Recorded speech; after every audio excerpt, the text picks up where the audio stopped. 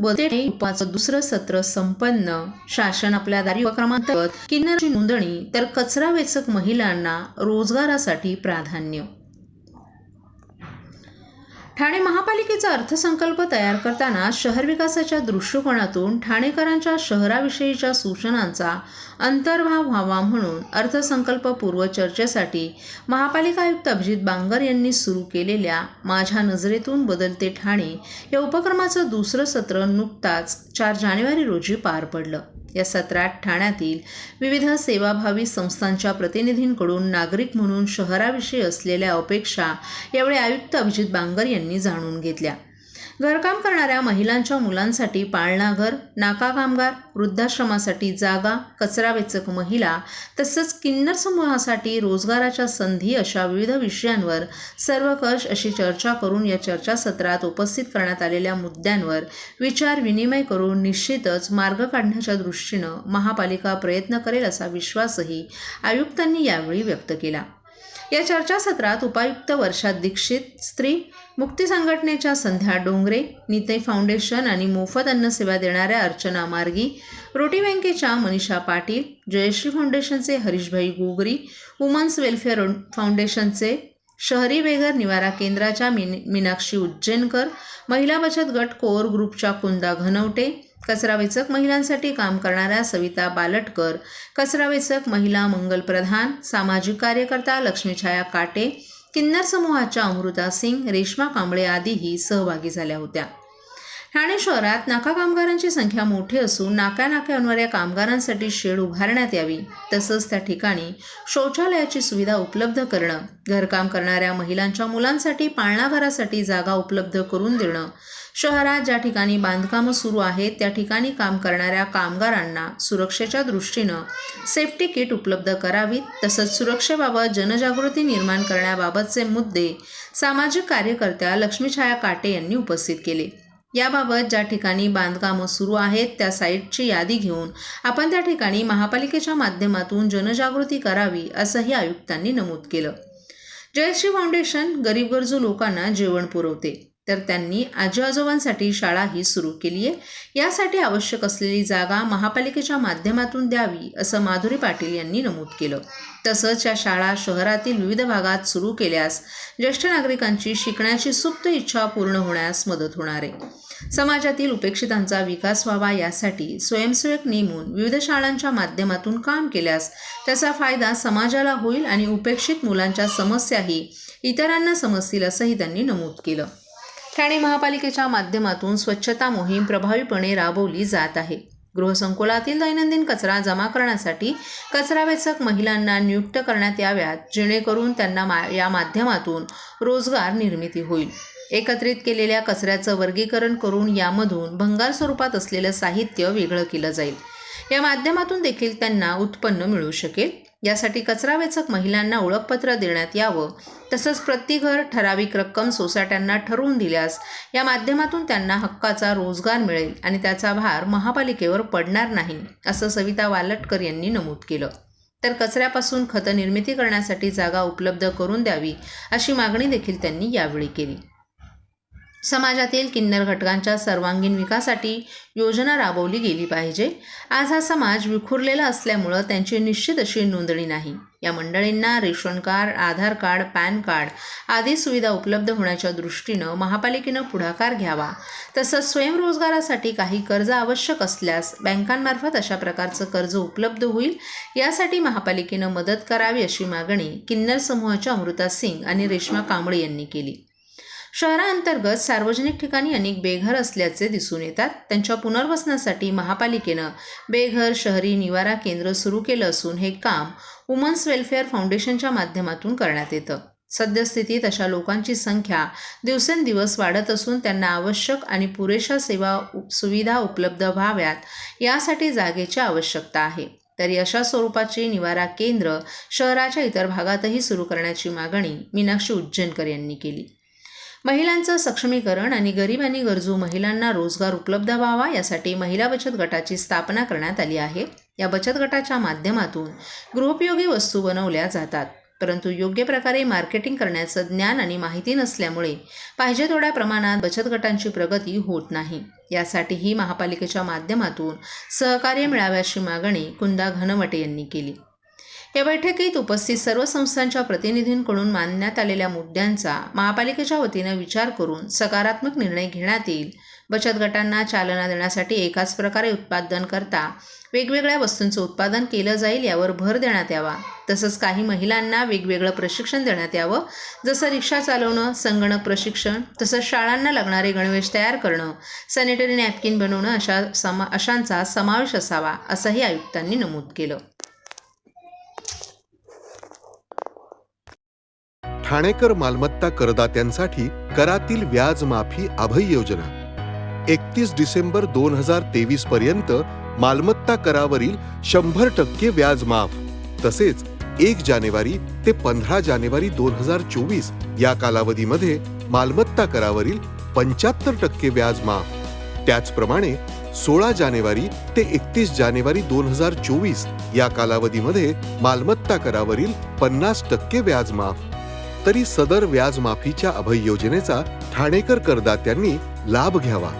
महानगरपालिकेच्या कोणत्याही संकलन केंद्रावर कर भरण्याची सोय आहे. ATM, डेबिट, क्रेडिट कार्डद्वारे कर भरण्याची सुविधा उपलब्ध करून देण्यात आली आहे. सोमवार ते शनिवार या दरम्यान सकाळी 10:30 ते सायंकाळी 5 वाजेपर्यंत संकलन केंद्राची वेळ असून करदात्यांच्या सोयीसाठी रविवारी संकलन केंद्र सकाळी 10:30 ते दुपारी 1:30 वाजेपर्यंत सुरू ठेवण्यात येत आहे. यासोबतच ठाणे महानगरपालिकेच्या propertytax.thanecity.gov.in या संकेतस्थळावर ऑनलाईन पद्धतीने मालमत्ता कर भरण्याची सुविधा उपलब्ध करून देण्यात आली आहे. तसेच गुगल पे, फोन पे, पेटीएम आणि भीम ॲपद्वारे आपला कर सुलभतेने जमा करू शकता. ठाणे महापालिका क्षेत्रातील सर्व करदात्यांना विनंती आहे की आपण या व्याज माफी अभय योजनेचा जरूर लाभ घ्या आणि आपला मालमत्ता कर लवकरात लवकर महापालिकेमध्ये जमा करून महापालिकेस सहकार्य करा. धन्यवाद.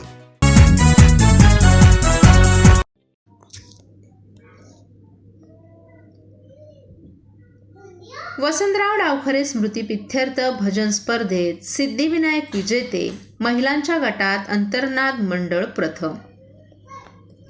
विधान परिषदेचे माजी उपसभापती दिवंगत स्वर्गीय वसंतराव डावखरे यांच्या स्मृतिप्रित्यर्थ समन्वय प्रतिष्ठान आणि भारतीय जनता पार्टीच्या आध्यात्मिक आघाडीच्या वतीनं ठाण्यात आयोजित केलेल्या जिल्हास्तरीय भजन स्पर्धेत ठाणे येथील शांतीनगरमधील सिद्धिविनायक भजनी मंडळ आणि महिलांच्या गटात ठाण्यातील अंतर्नाद भजनी मंडळानं प्रथम क्रमांक पटकावला.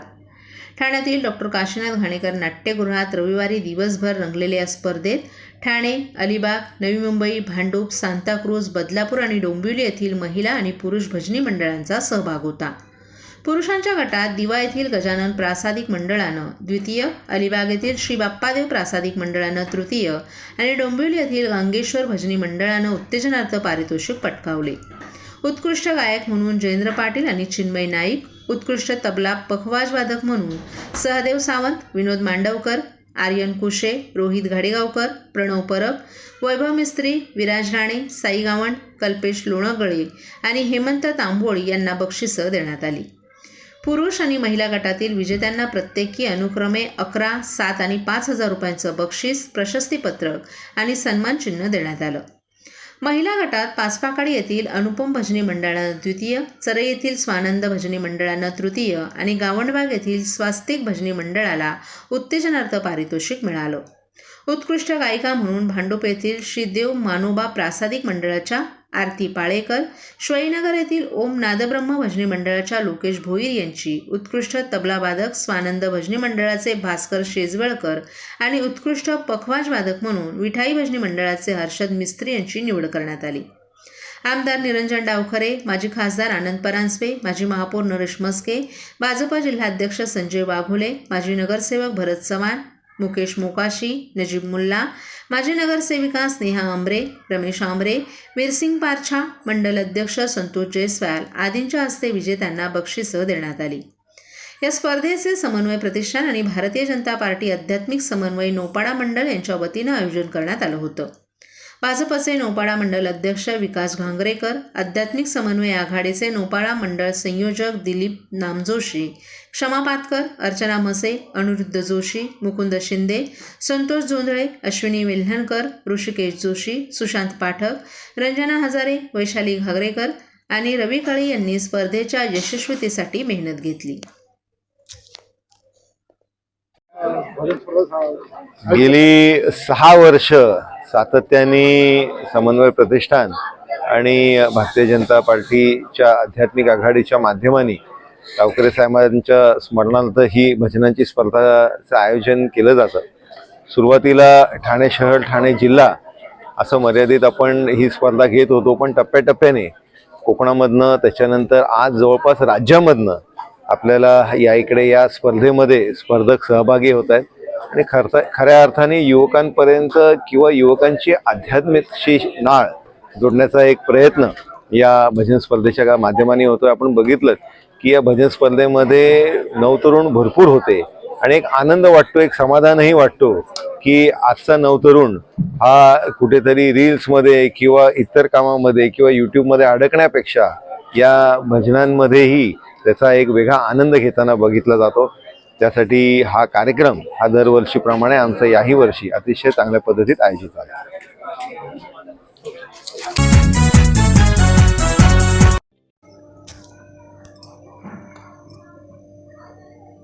अयोध्येतील श्रीराम मंदिर प्राणप्रतिष्ठा सोहळ्याचं मुख्यमंत्री एकनाथ शिंदे यांना मिळालं निमंत्रण. अयोध्येतील श्रीराम मंदिर प्राणप्रतिष्ठापना सोहळ्याचं निमंत्रण शिवसेनेचे मुख्य नेते आणि मुख्यमंत्री एकनाथ शिंदे यांना मिळालं असून या मंगलकारी सोहळ्यासाठी अयोध्येला जाण्याचं त्यांनी निश्चित केले. राष्ट्रीय स्वयंसेवक संघाचे कोकण प्रांत संपर्क प्रमुख अजय जोशी आणि विश्व हिंदू परिषदेचे संयुक्त क्षेत्र संपर्क प्रमुख संजय ढवळीकर यांनी आज सकाळी शिंदे यांच्या ठाणे येथील निवासस्थानी येऊन त्यांना अयोध्येतील श्रीराम मंदिर उद्घाटन सोहळ्याला उपस्थित राहण्यासाठी आमंत्रित केले. या आमंत्रणाचा शिंदे यांनी स्वीकार करून अयोध्येला जाण्याचं ठरवले. अयोध्येतील श्रीराम मंदिराचा लोकार्पण सोहळा येत्या 22 जानेवारी रोजी पंतप्रधान नरेंद्र मोदी यांच्या हस्ते पार पडणार आहे. या सोहळ्यासाठी देशभरातील विविध क्षेत्रातील अनेक मान्यवर आणि राष्ट्रीय लोकशाही आघाडीतील घटक पक्षाच्या प्रमुख नेत्यांना आमंत्रित करण्यात आलं आहे. याच भावनेतून भारतीय जनता पक्षाचा जुना सहकारी आणि एनडीएमधील प्रमुख घटक पक्ष असलेल्या शिवसेनेलाही या सोहळ्यासाठी निमंत्रित करण्यात आले. अयोध्येतील राम मंदिर प्राणप्रतिष्ठापना सोहळा संपन्न होत असताना राज्यातही 18 ते 22 जानेवारी दरम्यान अनेक उपक्रम आयोजित करून हा क्षण एखाद्या सणाप्रमाणे साजरा करावा असं आवाहन तमाम शिवसैनिकांनी पक्ष पदाधिकाऱ्यांना शिवसेना पक्षाच्या वतीनं करण्यात आले. यासाठी घरावर भगवे ध्वज, दारासमोर पणत्या, परिसरात भगव्या पताका आणि मंदिरांना विद्युत रोषणाई करून हा क्षण मोठ्या प्रमाणात साजरा करावा असं आवाहन यापूर्वीच करण्यात आले. त्यासोबतच पक्षाच्या मुख्य नेत्याला या सोहळ्याला उपस्थित राहण्याचं निमंत्रण मिळाल्यानं पक्षातील नेते आणि पदाधिकाऱ्यांचा आनंद द्विगुणित झालाय. अयोध्येत श्रीरामाचं भव्य मंदिर उभारलं जावं अशी स्वर्गीय हिंदू हृदय सम्राट बाळासाहेब ठाकरे यांचं स्वप्न होतं. स्वर्गीय धर्मवीर आनंद दिघे यांनीही अयोध्येतील राम मंदिर उभारण्यासाठी ठाण्यातून चांदीची वीट अयोध्येला पाठवली होती. राम जन्मभूमी आंदोलनात अनेक शिवसैनिकांनी सक्रिय सहभाग घेतला होता. या साऱ्यांचं स्वप्न साकार होत असताना हा क्षण प्रत्यक्ष उपस्थित राहून याची देही याची डोळे पाहणे ही आपल्यासाठी परमभाग्याची गोष्ट असल्यानं अयोध्येतील या अभूतपूर्व सोहळ्याला आपण नक्की उपस्थित राहू असं शिंदे यांनी यावेळी सांगितलं असून अयोध्येला येण्याचं त्यांनी मान्य केले.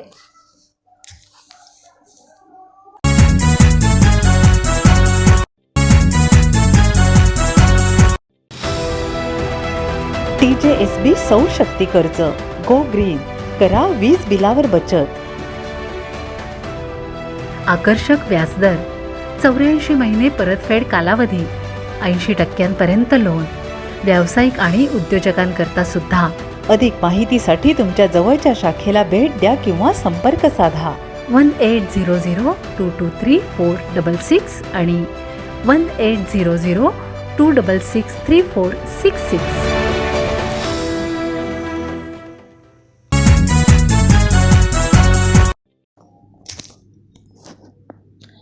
महाराष्ट्र पोलीस रेझिंग डेच्या अनुषंगानं वर्तकनगर नाक्यावर पथनाट्यातून जनजागृतीपर उपक्रमाचं आयोजन.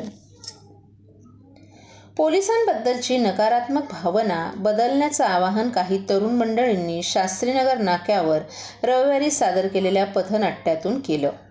रेझिंग डे निमित्त वर्तकनगर पोलिसांनी जनजागृतीपर उपक्रम हाती घेतलेत.